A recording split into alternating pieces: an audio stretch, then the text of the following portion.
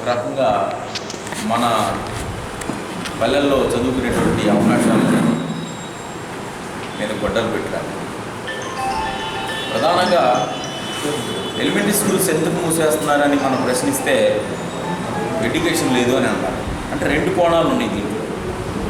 Education లేదు అన్నప్పుడు, అంటే పిల్లలు లేరు అన్నప్పుడు పిల్లలు తీసుకురావడానికి తీసుకోవాల్సినటువంటి మెజర్మెంట్స్ ఏమీ చేయట్లేదు.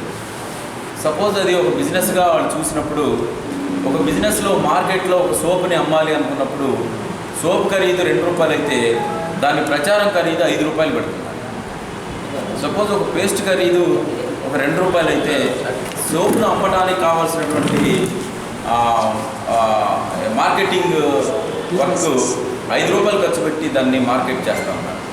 చేసి ప్రజలకి దాని మీద ఒక నమ్మకం కలిగించి ఆ తర్వాత దాని రేటుని అమాంతంగా పెంచేస్తారు. మీకు మన అందరికీ తెలుసు, సాక్షి పేపర్ని మనకు రూపాయిన్నరకి ₹1 కూడా ఇచ్చారు.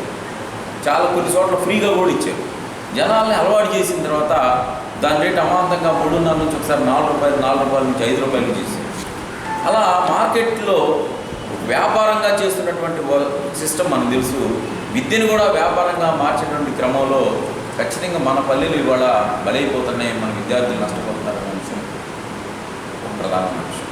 అయితే దీంట్లో కూడా మనకు కొంత మేలు జరుగుతుందేమో అనేటువంటి ఆలోచన కూడా ఉంది. అది కూడా